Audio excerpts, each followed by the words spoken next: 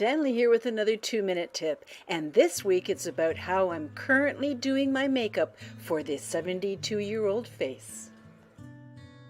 And here's my makeup bag with everything in it that I could possibly need. I'm taking out what I need, like my brushes and my palette with eyeshadows and foundation in it, my magnifying mirror, and my long-handled brushes. Now I'm going to apply the Dual Finish Burrell foundation with the sponge, and I'm going over it, not in a very detailed way, but just to kind of cover the canvas broadly, and then I will be more detailed a little bit later, but I'm concentrating on the center part of my face that gets the most wear and tear. So that's like just down the center, corners of the eyes, around the sides of the nose, the mouth, the chin, the upper lip, and then the sides of my face where the sun could get at it. And just continue to place it, as I said, in the broad spectrum approach. And my two eyes will start to look like pea holes in a snowbank, but that's just the way it goes, just the broad strokes. Okay, yes, two eyes or two pea holes in a snowbank. Now I'm going to go over my eyes with the sponge, and again, not be too detailed with it, but just give it kind of an overview. But I do make sure with the pointed end of my sponge to make sure I get around the underside along the lower lash line, because oftentimes it can appear a little bit red for us older dolls. And then I just, cover that in, as you can see. Just make sure I get right up there to cover all the red. And now I'm taking the foundation on the foundation brush and being more detailed with my eyes and getting into all of the crevices and things. And now I'm going to mix together the highlight with my foundation to add a little brightness to the eye on the lid. And I'm just going around covering everything, every nook and cranny that I can find. And now I'm going to add just the highlighter to go over my lids especially, and in the corners of my eyes and around the trench, that dark rounded spot at the bottom part of my bag.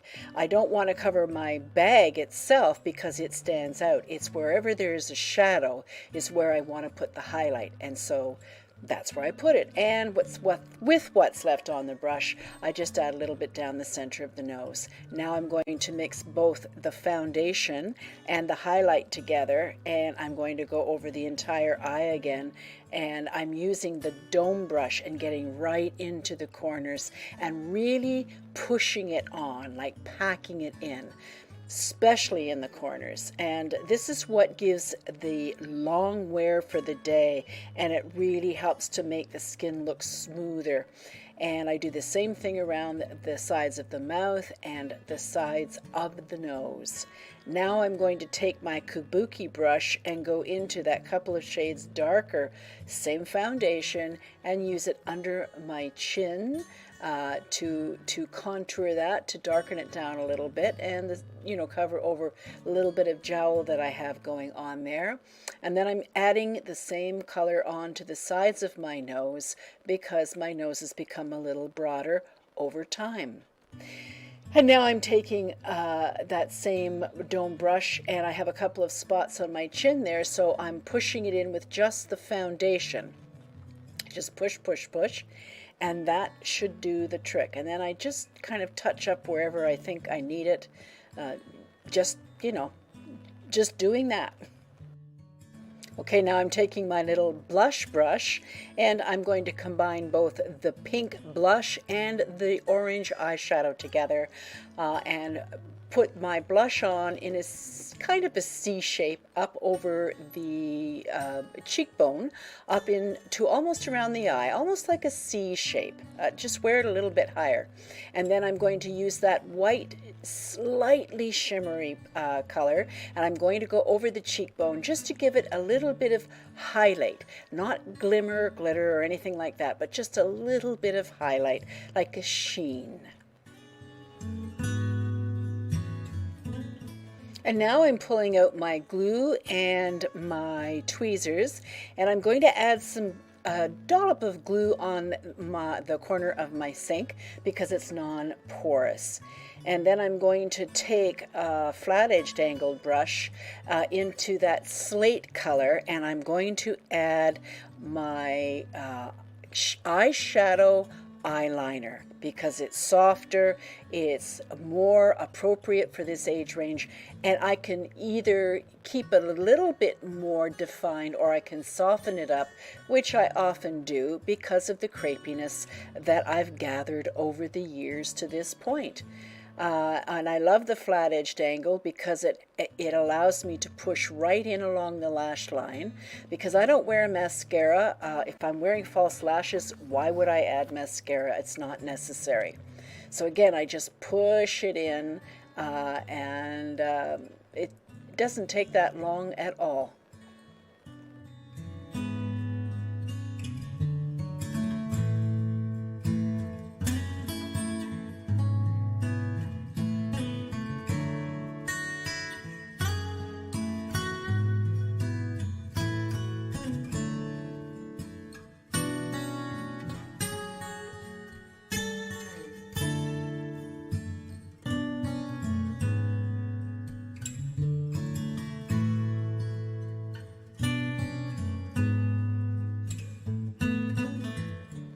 And finishing up here, you can see my lashes. They've got a kind of a gray, dull look to them. Now I'm going to apply the glue to my lashes. See, putting the glue on the sink prior to putting on my eyeshadow liner allows for the glue to get a little tacky. And now I'm just spreading it along the strip of the lashes and more on the underside of the roll of the lashes. And I blow on it further to make it even more tacky, because that's the trick in false lashes. And if I think I have a little bit too much on, I lay it on my finger and wipe off any excess and just rub it away. Then one more blow on it to make sure it's tacky, and place it down in the center first. And then I do either the back end or the front end first. It doesn't really matter. Oh, that mirror. But I've had it for so many years. It's just part of me, as you can tell. Now, once I've stuck those corners down and it feels good, then I squeeze together my lash with the false lash, so that it brings my own lash right in with the false lash, and they become one almost. And then I push it up however I want it. If I want it to flare up a little bit, then I just push it up a little bit while it's still slightly damp. Or if I want it to stick straight out, I just leave it be. So now I'm putting on my second lash, again blowing on the lash to make sure that it's good and tacky.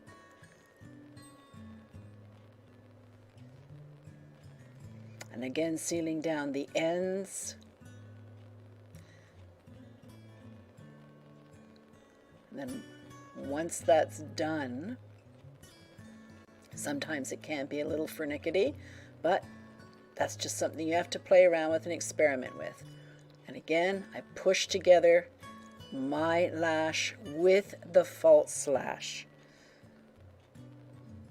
so that it's nicely glued together.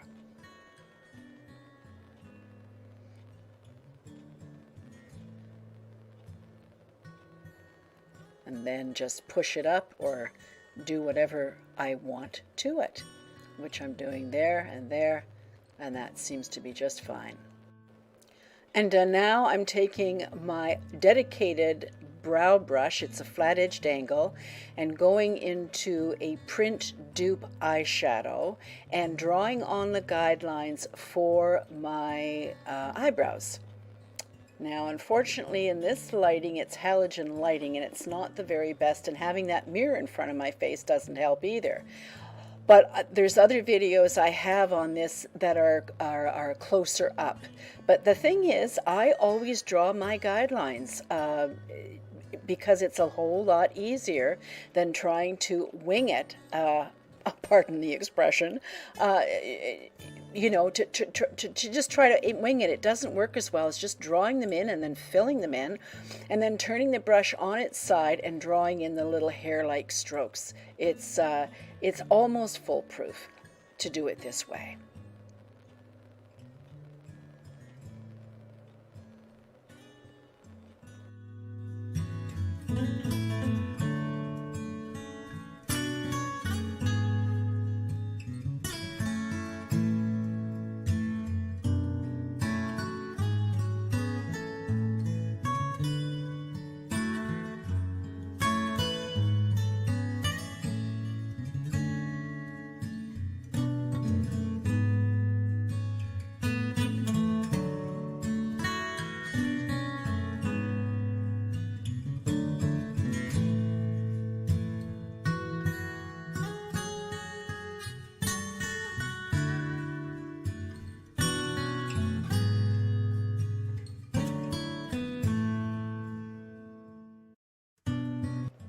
Then once they're on, I check in the mirror, look straight ahead, and adjust in the front where I have to even up.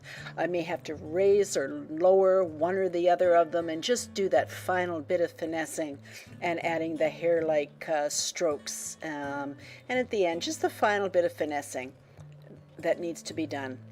And then I'm good to go with that.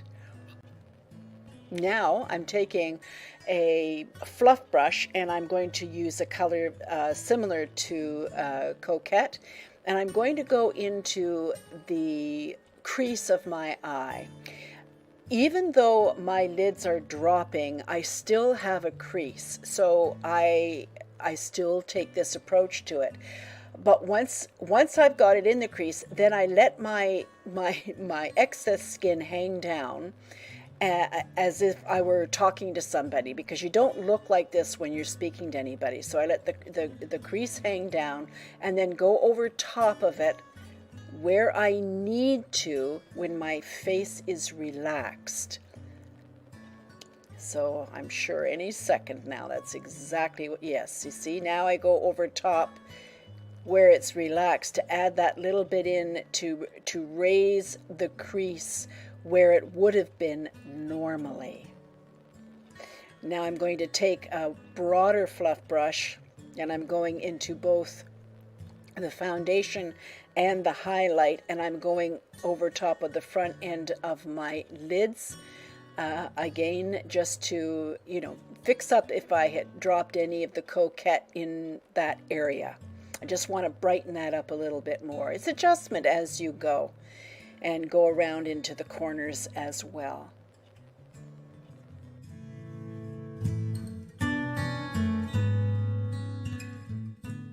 Next, I'm going to take my gel pencil and I'm going to run it under the hot water to soften up the gel inside the pencil. And I'm going to just remove the excess water, and then I'm going to run that over my upper waterline.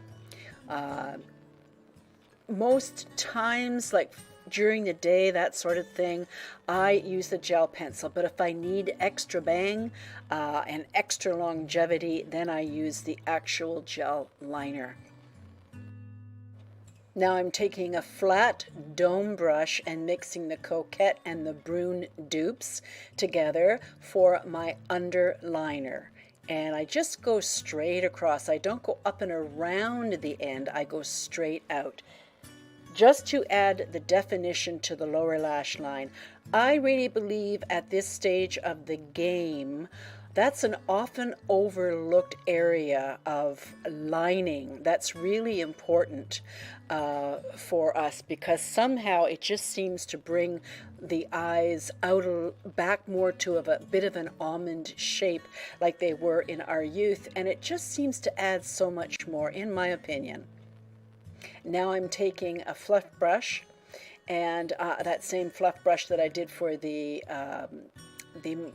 crease in my eye, and I'm just adding a little bit more of both the Coquette and the Brune, or whatever I feel like that day, or how much intensity I want or don't want. But I find that adding just a little bit more to the end of the eye just gives it what I need. And then of course I go back in with the shimmer and the highlight and do the corners of the eyes once again. Now we're on to the lipstick, and I'm wearing number 25, my Old Faithful for summer, and number 150 as a highlight.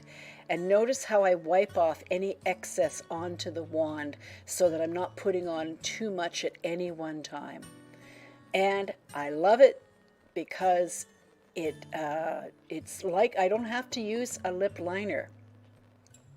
So I just place everything where I need to on the outer side of the lip. I don't worry about the center yet. And just make sure that I've got the correction done that I need to do for my particular lip shape.